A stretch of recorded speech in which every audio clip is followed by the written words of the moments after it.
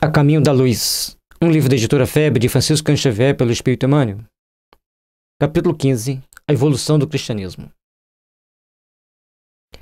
Penosos compromissos romanos. Debode tentaram as forças espirituais o aproveitamento dos romanos na direção suprema do mundo. Todos os recursos disponíveis foram prodigalizados inutilmente à cidade imperial.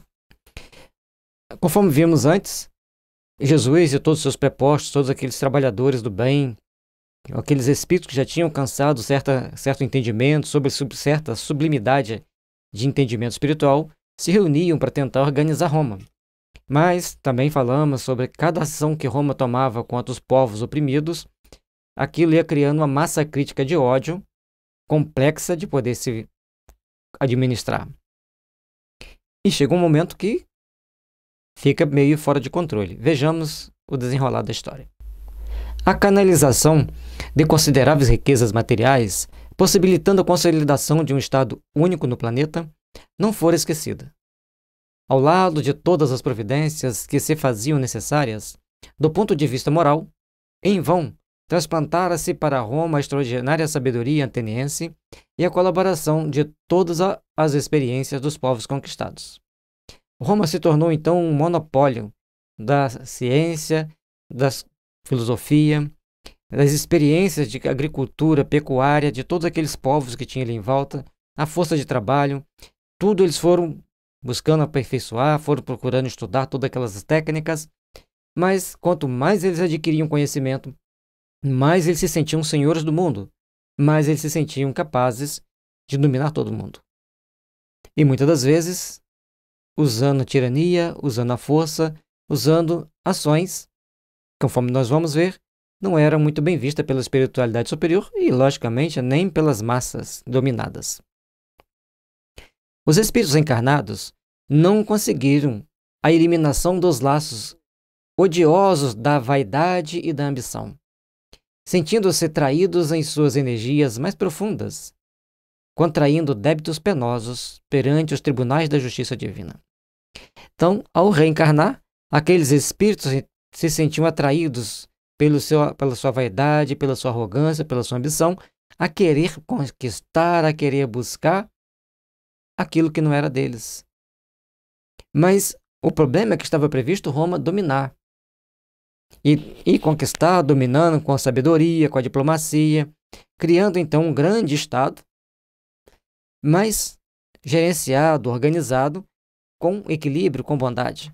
Mas a ambição, a famigerada fome do ouro, a famigerada fome da vaidade, levou aquele povo, composto de espíritos notáveis, a atitudes, muitas das vezes, ignominiosas. A falta de ética e a falta de um caráter moral, do ponto de vista crístico, de respeito ao ser humano, acabou descendo aos mais baixos níveis da ignomínia humana. A vinda do Cristo ao cenáculo obscuro do planeta, trazendo a mensagem luminosa da verdade e do amor, assinalara o período da maioridade espiritual da humanidade. Essa maioridade implicava direitos que, por sua vez, se fariam acompanhar do agravo da responsabilidade de deveres e para a solução de grandes problemas educativos do coração. Todos estavam dentro de um grande emaranhado, em que deveriam tomar posturas firmes, convictas e sérias com relação ao porvir. Todos deveriam procurar entender o tamanho da responsabilidade que cada um teria a partir daquele momento. Todos deveriam, então, tomar atitudes compatíveis com o processo evolutivo da humanidade, compatíveis com o processo evolutivo que eles estavam comprometidos a impulsionar. Mas o grande problema é que aqueles que estavam ali reencarnando para cumprir missões luminosas também tinham laços profundos com espíritos das trevas, e mais as ações dos seus antecessores, criando vínculos ainda mais odientos com os conquistados e até mesmo com os próprios adversários políticos, fez com que Roma passasse, e passa os romanos até hoje, por profundas situações reparadoras. Tamanhas lástimas que foi feita, que até hoje carregamos no coração dívidas a pagar com a justiça divina, devido a atos impensados e insensíveis daquela época. maioridade espiritual, mais responsabilidade. É tal qual o mundo na que a gente vive. Até os 18 anos, os jovens terão muitos dos seus crimes relevados em muitos países. Então, o julgamento é mais brando porque ele é um adolescente. Ele passa dos 18 ao 21, ele é visto de uma outra forma. Dos 21 em diante, é uma pessoa plena de responder pelos seus atos e, a menos que tenha um laudo médico dizendo que ele é incapaz. Mas aí tem todo um processo tutorial contra ele. Assim, quando a humanidade chega, vamos dizer, aos 18 anos, é imputado a ela um conjunto de responsabilidades que deveria ser seguido segundo os ditames do Cristo. Mas o passado berra em nosso inconsciente, enquanto que o futuro apenas sussurra. Então é muito mais fácil ouvir os berros do passado do que o sussurro do futuro, e criamos então um grande labirinto de dor e sofrimento para todos nós. Se o homem físico rasgavam-se os mais amplos horizontes nos domínios do progresso material, os evangelhos vinham trazer ao homem espiritual um roteiro de novas atividades, educando-o convenientemente para suas arrojadas conquistas de ciência e de liberdade, com vistas ao porvir. Um aproveitamento desse processo educativo deveria ser levado a efeito pela capital do mundo, de acordo com os desígnios do plano espiritual. Todos, então, tinham que estar cumprindo uma etapa do progresso material, dilatando horizontes para o crescimento, mas vinha em contrapartida a responsabilidade espiritual de cada um para tomarem novas ações, tomarem novas atitudes, para reestruturarem a sua caminhada, reestruturarem seus novos horizontes dali para adiante. Portanto, a capital do mundo ia entrar agora num processo educativo diferente, porque os desígnios do plano espiritual deveriam ser obedecidos. E todos deveriam, então, se educar convenientemente com o Evangelho. Mas, vejamos, pesadas forças da treva, porém, aliaram-se às mais fortes tendências do homem terrestre, constantemente inclinado aos liames do mal, que o prendiam à terra, adstrito aos mais grosseiros instintos de conservação e, enquanto os espíritos abnegados do alto choram sobre os abusos da liberdade dos romanos, a cidade dos Césares embriaga-se cada vez mais no vinho do ódio e da ambição, contraindo dívidas penosas, entrelaçando os seus sentimentos com o ódio dos vencidos e dos humilhados, criando negras perspectivas para o longínquo futuro. E 2000 anos ainda não foi suficiente para resgatar todas as barbárias romanas daquela época. Espíritos valorosos, mas foram criando esse vinho de ódio e de ambição, contrariando dívidas espirituais tremendas, encarnações após encarnações, para que os séculos pudessem resgatar depois. Atrocidades das mais variadas. Uma banalização moral da vida, criando por trás de uma cortina de ética e de justiça muito boa perante os povos daquela época, mas por trás um mundo de corrupção ia se instalando e todos deixando, porque todos se protegiam mutuamente, ao invés de protegerem a essência da vida do Estado. Protegiam pessoas, muitas das vezes sem a devida idoneidade para serem protegidas como estavam sendo protegidas. Culpas e resgates dolorosos do homem espiritual. Ao coração misericordioso de Jesus chegam as preces dolorosas de todos os operários da sua bendita semeadura. Seu olhar percussiente, todavia, penetrava o âmago das almas, e não foi em vão que recomendara o crescimento do trigo e do joio nas mesmas leiras. Somente a ele competindo a separação na época da ceifa. Naquele momento, como até hoje, Jesus perscruta tudo minuciosamente. Cada detalhe, olhando o âmago de nossas almas, nossas tendências, nossas falhas, nossa maldade, nossa bondade, nossas conquistas espirituais principalmente. E Jesus, com todo amor e sabedoria ímpar, coloca-nos onde precisamos para melhor repararmos nossos erros.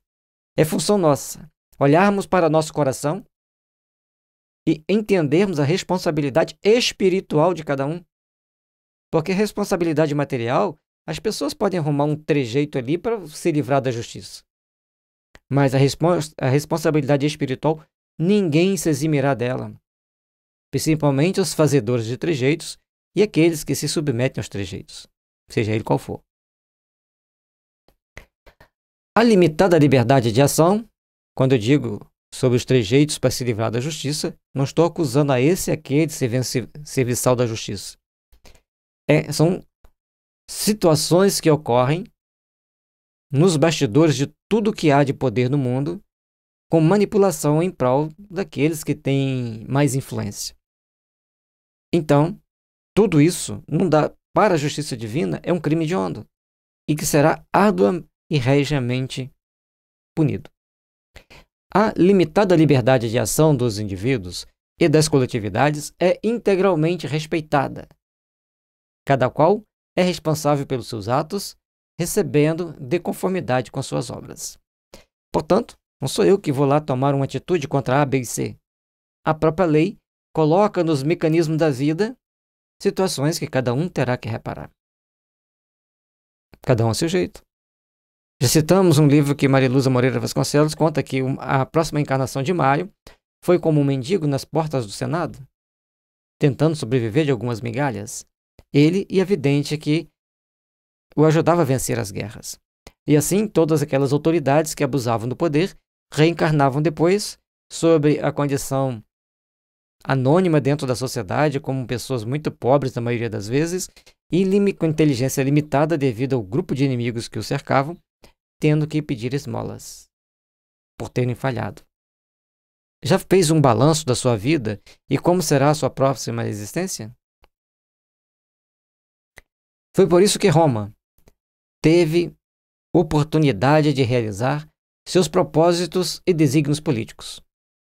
Mas a justiça divina acompanhou-lhe todos os passos nos enormes desvios a que se conduziu, comprometendo para sempre o futuro do homem espiritual, que somente agora conhecerá um reajustamento nas amargurosas transições do século que passa. Esse livro foi escrito um pouco antes da Segunda Guerra Mundial. Durante a Segunda Guerra Mundial, quantas atrocidades foram cometidas? Quantos daqueles que estavam passando por aquelas atrocidades estavam reparando erros cometidos em Roma, cometidos na Idade Média? Porque a Idade Média não foi generosa com a humanidade, foi uma idade de trevas, com muito sofrimento, com muitas torturas, com muitas ações das mais maléficas e perversas possíveis. O que levou o Cristo a determinar que aqueles espíritos mais endividados reencarnassem na África, em tribos mal organizadas politicamente, então eles eram pegos e trazidos como escravos para o Brasil, para se reajustarem perante as leis divinas. Nós estamos falando de espíritos, não de corpos. O corpo é um instrumento de manifestação do espírito para o resgate do bem que ele houver feito ou das dívidas que ele houver contraído. Um laço pesado e tenebroso uniu a cidade conquistadora aos povos que humilhara. O ódio do verdugo e dos seus inimigos fundiu-se em séculos de provações e de lutas expiatórias para demonstrar que Jesus é o fundamento da verdade e só o amor é a sagrada finalidade da vida. Foi por essa razão que o conquistador e os conquistados, unidos pelo ódio como calcetas algemados, um ao outro nas galés da amargura, compareceram periodicamente nos espaços ante a misericórdia suprema do Filho de Deus, prometendo a renovação e o resgate recíprocos nos séculos do porvir, fundando a civilização ocidental como abençoada oficina dos seus novos trabalhos no esforço da fraternidade e da regeneração. Então, ao regressarem ao plano espiritual, como normalmente acontece, eles iam criando os laços necessários para começarem a se reajustar. Roma não soube aproveitar seus desígnios políticos. caiu no mar de lama, de ódio e de justiça e de vingança, mutuamente contra os seus vencidos, mas também contra os próprios adversários naturais internamente que o Estado desenvolvia, pela incompatibilidade de desejos e ambição de poder dos seus próprios políticos, dos seus próprios generais. A partir dali, esse ódio, então, difundido por todas as suas regiões dominadas, vão ganhando um corpo de força, vão voltando-se contra eles, e Roma vai vendo todos os seus poderes sendo cada vez mais minados. E sim, o trabalho regenerativo seria as oficinas de trabalho que viriam após aquele momento. E por isso nós estamos mais ou menos 800 anos atrasados em termos de progresso tecnológico, intelectual, ético e moral. As ações daquele povo, e lembre-se que os romanos, Rochester e Mariluza Moreira Vasconcelos sempre nos mostram, os egípcios saíram do Egito, passaram a reencarnar em Israel, Grécia e Roma. Normalmente a cúpula que dirigia o egípcio é a mesma cúpula que dirigia esses três países, ou três impérios.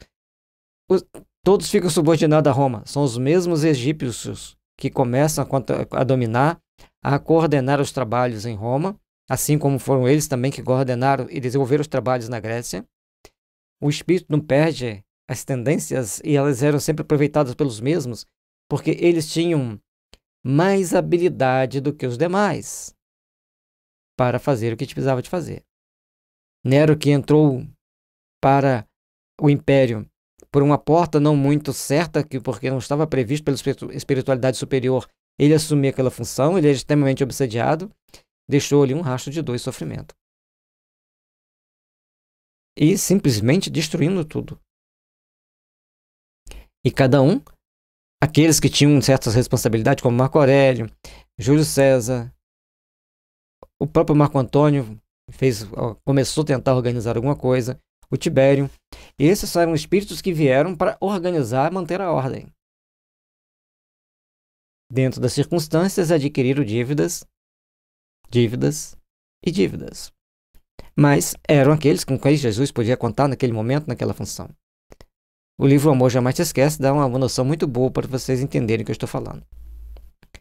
Não vai mostrar todos quem eram os poderosos daquela época, mas vai mostrar os amparos, as tendências e como que Jesus aproveitava cada um na sua função mais adequada. A bondade do Mestre fez florescer cidades valorosas e progressistas, países cultos e fartos, onde as almas decaídas encontrassem todos os elementos de edificação e aprimoramento. Esse parágrafo, gente, contém informações que dão um seminário sem exagero. Tá até meio chato toda hora eu falar dar um seminário, né? Não, mas é para vocês entenderem quando eu falo assim, é um jargão que a gente usa para demonstrar que aqui tem muita informação. Primeiro, a bondade do Mestre, a misericórdia, o amor, o conhecimento transcendente de cada alma e do que ela poderia produzir. Ele, então, permite a construção e edificação de várias cidades progressistas, ou seja, elas estão sempre se aprimorando, sempre procurando não só progresso material, mas também intelecto-moral e tecnológico. Elas iam se aprimorando, desenvolvendo. E as almas decaídas encontravam ali todos os elementos da edificação e aprimoramento. É assim como quem era muito poderoso nascia como um operário. Quem não dava valor à cultura, muitas das vezes, nascia para ser professor. E assim, Jesus, com todos os seus prepostos de trabalho, lá no Apocalipse, não tem lá os 24 anciãos que governam o mundo com Jesus, e depois tem 144 mil líderes que vão se apresentar lá para fazer o julgamento dos seus súditos, dos seus subordinados, daqueles que representam as personalidades humanas, 12 vezes 12 e assim vai. Bom, isso, esses grupos de espíritos, cada um cumprindo sua função para organizar cidades, para organizar regiões, e chegou um dado momento que não dá para manter um país só. Era muito problema, muita intriga, e aí então vai surgir vários países. Vejamos. O homem físico continuou a linha ascensional de sua evolução nas conquistas e descobrimentos. Mas o homem transcendente, a personalidade imortal, o espírito, teria saído do oceano de lodo onde se mergulhou voluntariamente há 2 milênios? E a resposta de Emmanuel é simples. Respondam por nós às angustiosas expectativas da hora presente. Naquele momento, todos os espíritos estavam assistindo a um dos maiores desastres humanitários da humanidade terrestre. A Segunda Guerra Mundial matou mais de 100 milhões de pessoas. Só russos, mais de 46 milhões segundo uma versão, 8 milhões em outra versão e 26 milhões em outra versão. Como eles dizem que foi 46, logicamente que eles têm motivo para dizer que é 46 milhões. Ou seja, muitas vidas desperdiçadas, muitas almas passando por situações degradantes. Mas eles venceram. Venceram a guerra, começaram a partir dali a desenvolver a sua tecnologia, ampliar a sua tecnologia, passando por várias experiências e experimentações, como todos os povos da Terra, e todos aqueles povos envolvidos na guerra certamente ficaram com sequelas. Muitos quitaram suas dívidas com o passado, mas outros criaram dívidas escabrosas para os futuros que os esperam. Os mártires do cristianismo, é claro. Antes do movimento de propagação das ideias cristãs, no seio da sociedade romana, já os prepostos de Jesus se preparavam para auxiliar os missionários da nova fé, conhecendo a reação dos patrícios em face dos postulados de fraternidade da nova doutrina. Logicamente que os patrícios que estavam no topo da organização social não queriam saber de nada da doutrina de Jesus, mostrando a simplicidade, a humildade, que todos nós somos irmãos, que todos nós somos filhos de Deus, e isso para aquela casta era um problema sério. Como admitia eles que eles eram irmãos dos gregos e principalmente dos judeus que eles detestavam? Mas, vejamos. As classes mais abastadas não podiam tolerar semelhantes princípios de igualdade, quais os que preconizavam as lições do Nazareno, consideradas como os postulados de covardia moral, incompatíveis com a orgulhosa filosofia do império, e é assim que vemos os cristãos sofrendo os martírios da primeira perseguição, iniciada no reinado de Nero, de tão dolorosas com terríveis lembranças. A partir daquele momento que eles se sentem incomodados com a proposta cristã, e ninguém falava em tirar do outro não, só diziam que eram irmãos, que deveriam se tratar-se cordialmente, que deveriam procurar tratar todos de igual modo, porque todos eram irmãos perante Deus. E isso para a cúpula dominante de Roma era algo inaceitável, com grandes transtornos que foi criar para si próprios, para as futuras encarnações, e até mesmo nas atuais que eles viviam, porque eles estavam vivendo naquele momento com extrema arrogância, criando um grande labirinto para uma próxima etapa daquele processo evolutivo.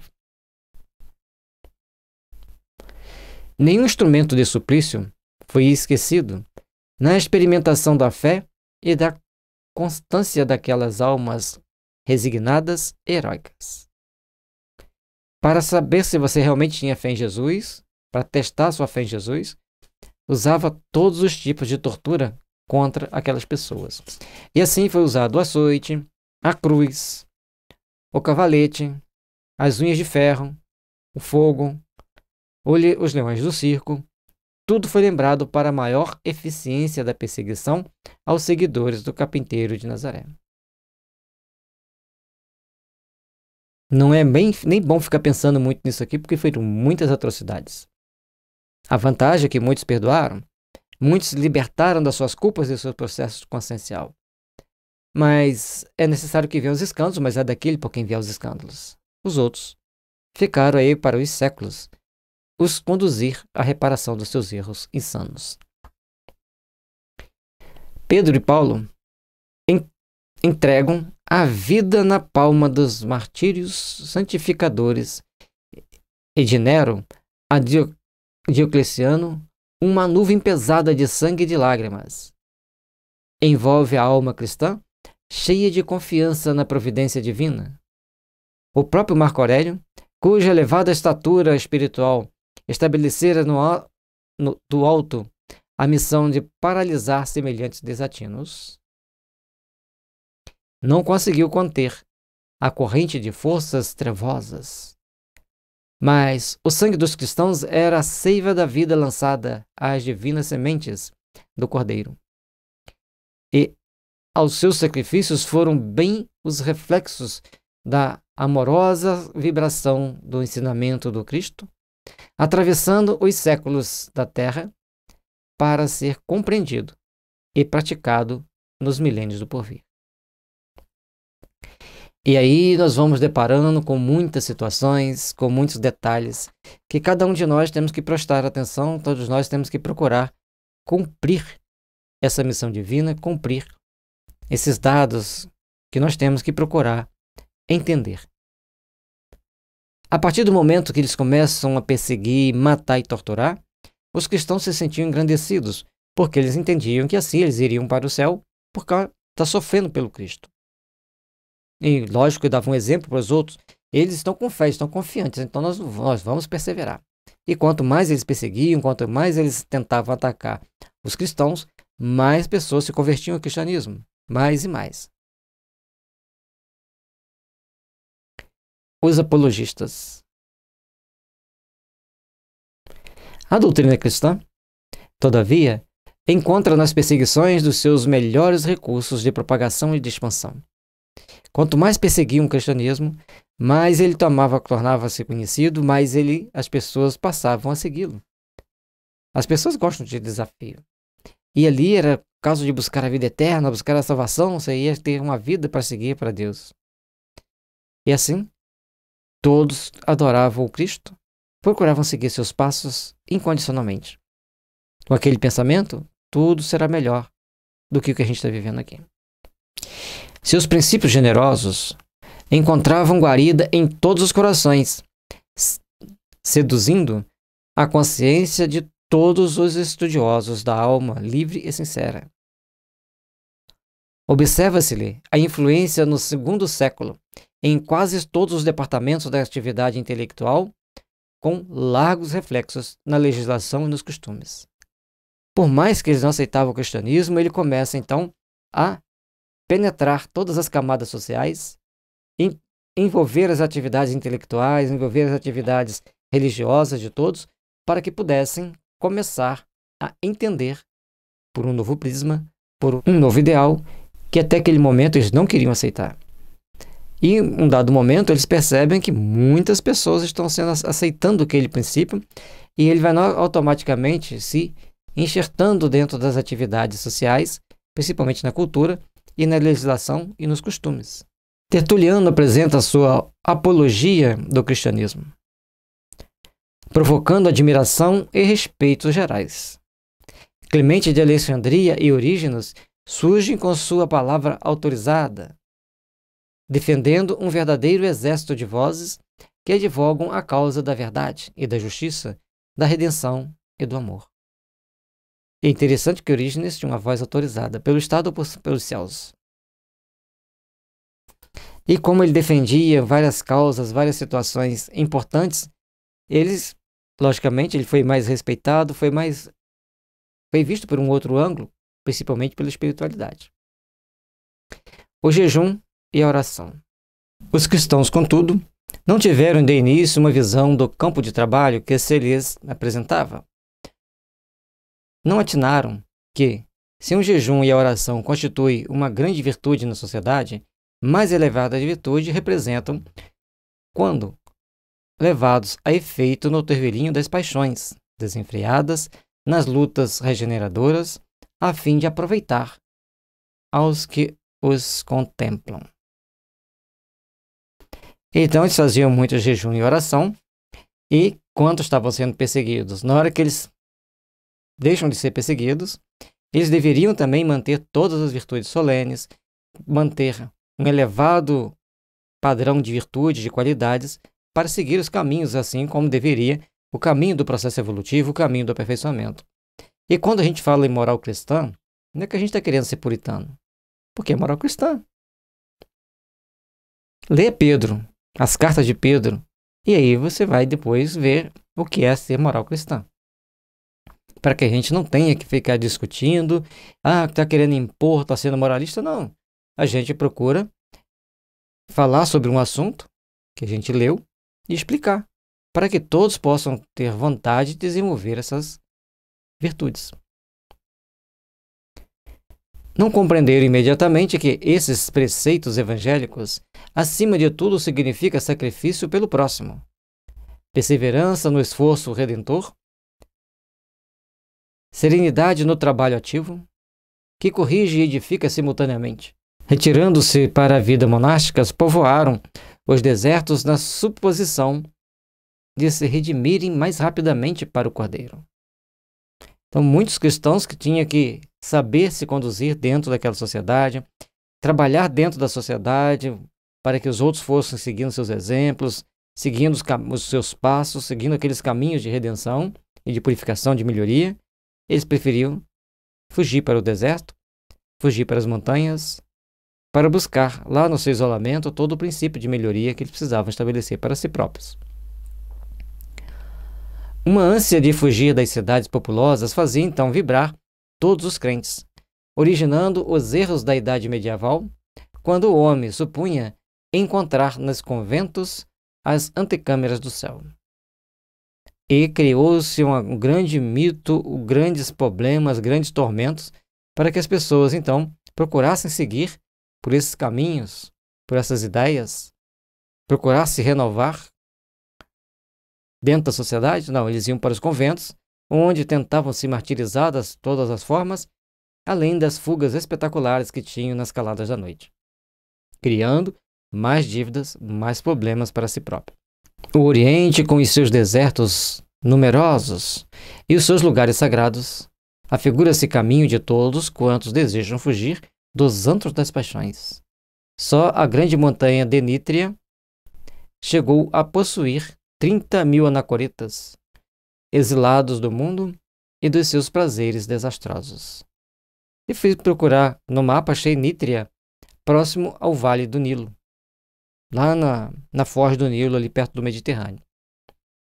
Então, deve ser alguma colina, alguma região ali, porque não é uma montanha tão alta, mas naquela região muitas pessoas se refugiaram, procurando viver dentro da comunidade, longe dos auspícios romanos, onde a perseguição era menos acerba. Mas, entretanto, examinando essa decisão desaconselhável dos primeiros tempos, somos levados a recordar que os cristãos se haviam esquecido de que Jesus não desejava a morte do pecador. Jesus esperava que cada um fizesse bem a sua parte. E quando se veem apossados dos poderes do Estado, tomam atitudes muito complicadas, muito complexas, esquecendo os caminhos do equilíbrio, do amor e da paz. A gente vai vendo, enquanto a gente vai estudando a história do mundo, que em todas as épocas da humanidade existiu aqueles que procuravam a sua redenção. Isolavam-se da sociedade, procuravam ficar em meditação, em oração, procurando levar uma vida simples de autossubsistência, fora do alvoroço e dos tormentos das grandes cidades.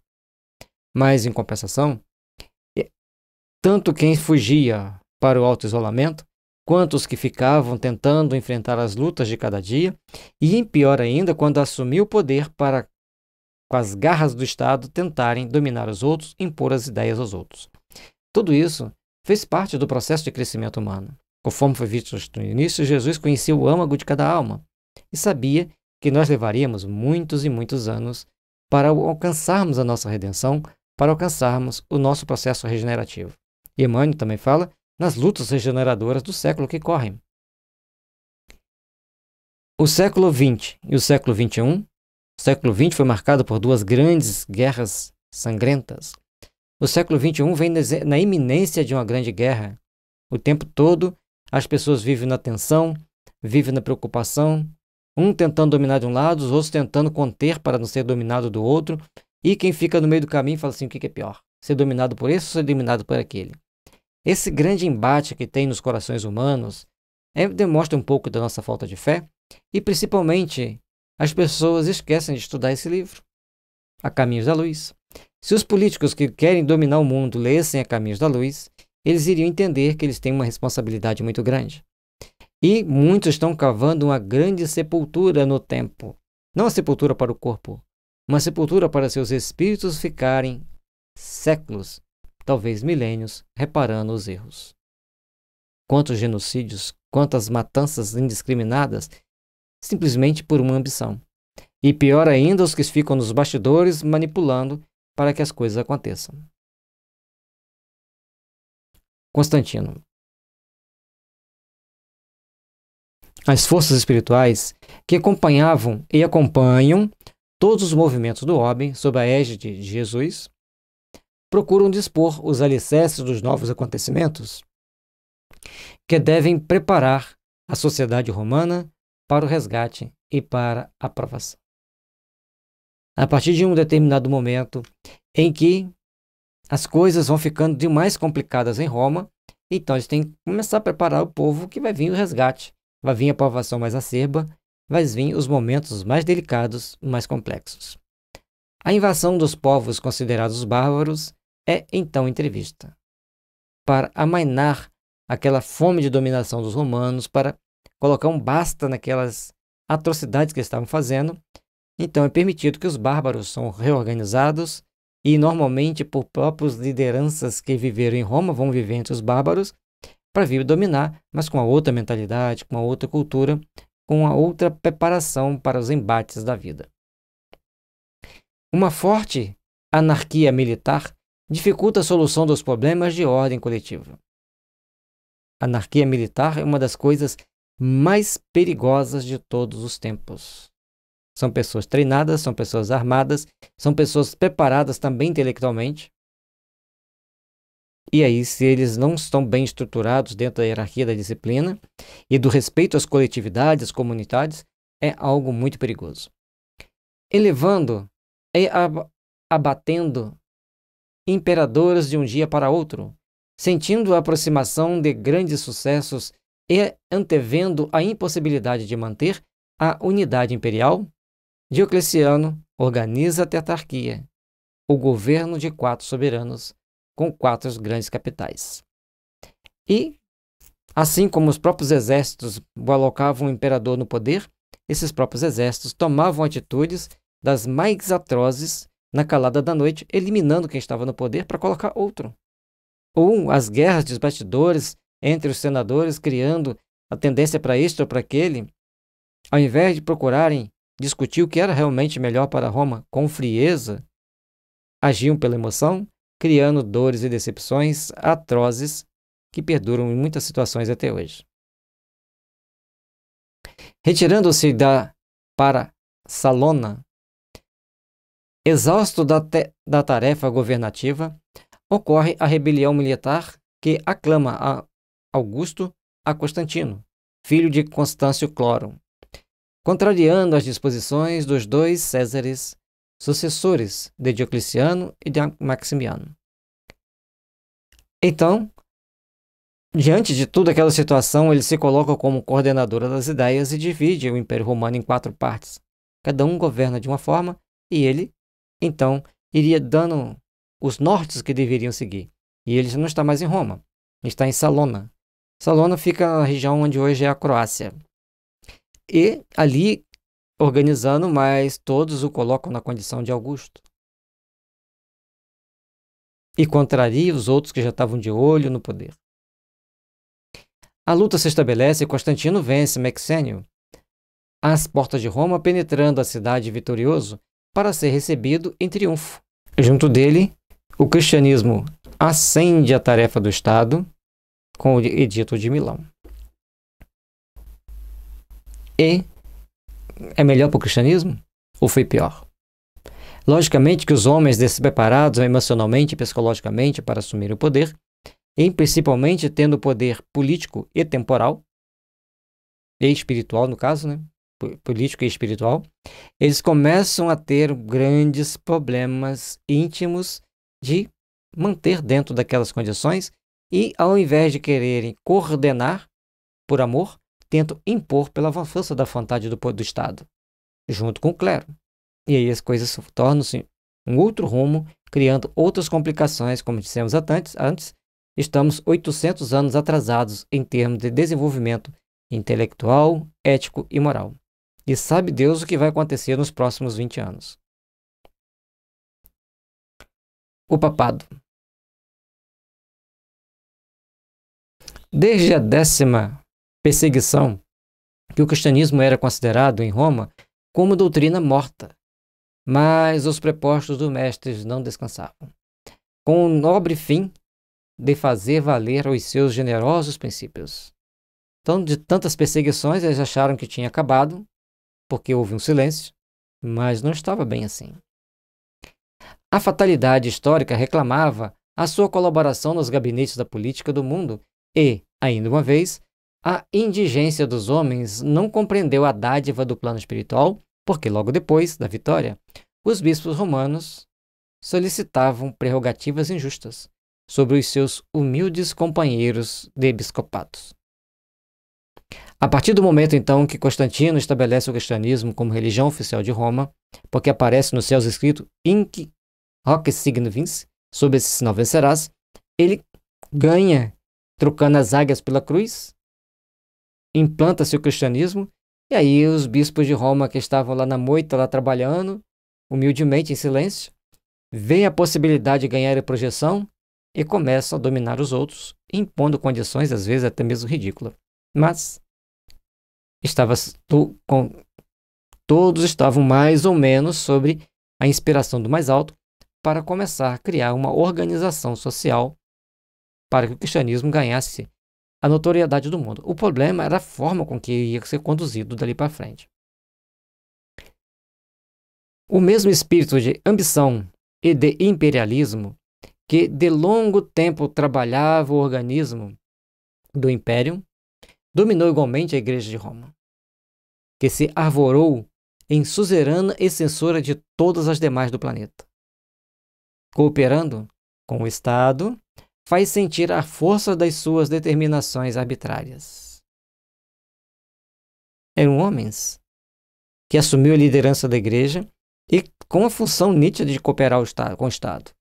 E Constantino, quando ele estabelece o cristianismo, ele já estabelece sabendo que o cristianismo era uma forma dele poder dar uma conduzida melhor no Estado e dar uma dominada melhor no povo.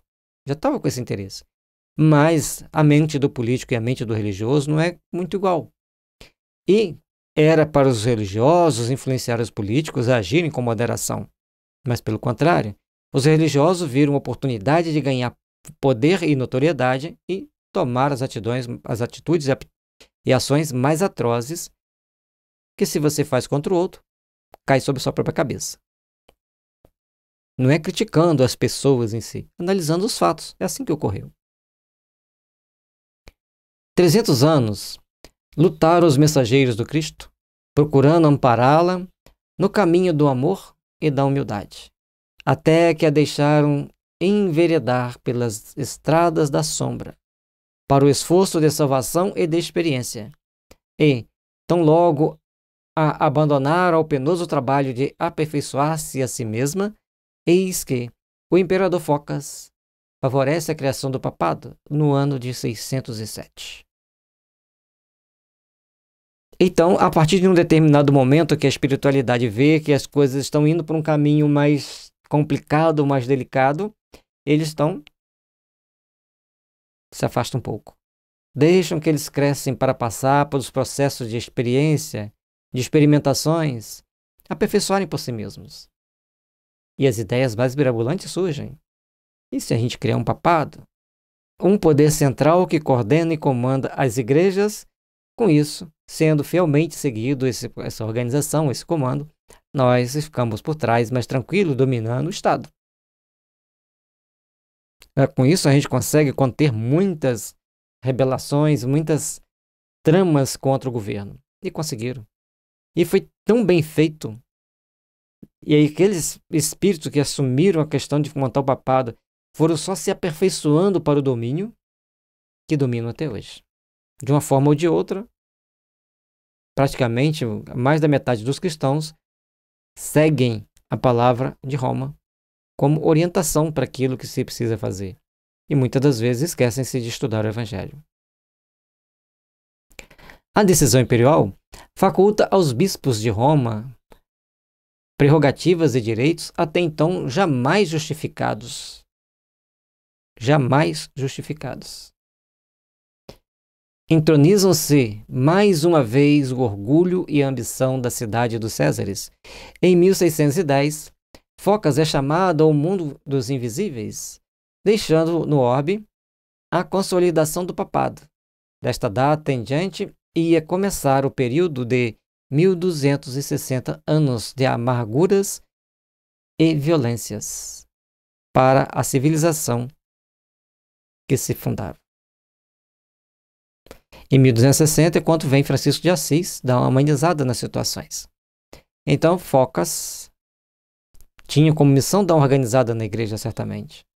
Ele cria o papado, deixa o papado bem consolidado, porque a força do Estado está junto, e os bispos se organizam rápido para manter-se no centro do poder, e eles agem por 1260 anos, que é quando tem a idade da besta, que a gente vai ver, vai dar 1870, quando estabelece-se a infalibilidade papal. Quer dizer que o Papa falou está certo, ele não erra de jeito nenhum, ele é um representante de Deus na Terra. Criando, então, a decadência total da igreja, porque as pessoas já não aceitavam mais a ação de pessoas que não tinham domínio sobre aquela ciência que eles iam opinar, opinavam segundo o que eles tinham de tendência, segundo quem os patrocinava, ou quais as ideias, sei lá, que tinham na cabeça, opinavam daquele jeito. Criou-se, então, um grande cisma, onde hoje você chega numa academia de ciências, que seja ela qual faculdade ou universidade for, você fala em Deus, as pessoas já ficam assim, o que está por trás disso? Simplesmente porque, em um dado momento, um grupo de pessoas tomou ações muito atrozes. Certa vez, lendo um livro, se não me engano, é o médium de Uberaba, fugiu o nome dele agora, do corrente lembra, Carlos Bacelli. Então, um desses livros, ele fala que, o autor espiritual fala que as ações que um grupo de espíritos tomaram na Idade Média, que tudo que não fosse condizente com eles queriam, dentro de um princípio de espiritualidade, eles tiravam a poder de ferro e fogo. Esses mesmos espíritos encarnados hoje, com a consciência atormentada pela culpa, deveriam ajudar a desenvolver a ciência, mas eles tentam tirar Deus de dentro da ciência. É o processo de contrabalanço das energias mentais. Até que, em um dado momento, esses espíritos deixam de poder encarnar em condições de assumir certas posturas e posições de liderança, seja em qual nível for, e vem alguém que impõe as regras do jogo de uma forma diferenciada, de uma forma mais equilibrada, porque está fora da caixinha, fora daquele processo de pensar do mesmo jeito, pela lei de causa e efeito de processo de reparação dos erros. Dificilmente, um espírito sai das suas tendências. Por isso, os cuidados que a espiritualidade tem de colocar cada um dentro de um processo encarnatório onde ele não consegue sair muito dali, monitorado pelos amigos espirituais e vigiado de perto pelos seus inimigos. Mantenham-no sempre numa condição de equilíbrio. E por isso é tão importante para todos esses espíritos que tiveram lideranças espirituais no passado vir reencarnar e ser espírita. Sendo espírita, nós estamos lendo aqui o perigo da política, o perigo do poder religioso. Se não estivermos preparados espiritualmente, psicologicamente, emocionalmente, mentalmente e todos os tipos de preparação possível para estar naquela posição de poder, criamos uma fossa profunda de detritos onde ficaremos mergulhados por muitos séculos. É necessário, então, aprendermos a nos preparar espiritualmente para assumirmos qualquer posição de responsabilidade. A responsabilidade pessoal e intransferível que nós temos na nossa existência dá a nós possibilidade de crescer e também compromisso de resgatar o passado. Que todos nós procuremos, com esses estudos, fazermos uma grande reflexão. Como estamos agindo, de que forma estamos interagindo para conquistarmos uma manhã de paz e uma manhã de luz. A Caminhos da Luz, um livro de Francisco Cândido Xavier pelo Espírito Emmanuel. Uma pérola que vem lançar uma grande luz na geopolítica espiritual da humanidade. Geopolítica espiritual da humanidade. E essa luz é imorredora porque esclarece consciências. Porque cada consciência vai reparar os seus erros perante o tribunal que existe no ímã do seu ser, na sua própria consciência. É por isso que todos nós temos essa responsabilidade. e procurar nos instruir espiritualmente para conquistarmos uma manhã melhor, uma manhã de luz, uma manhã de fraternidade e de esperança.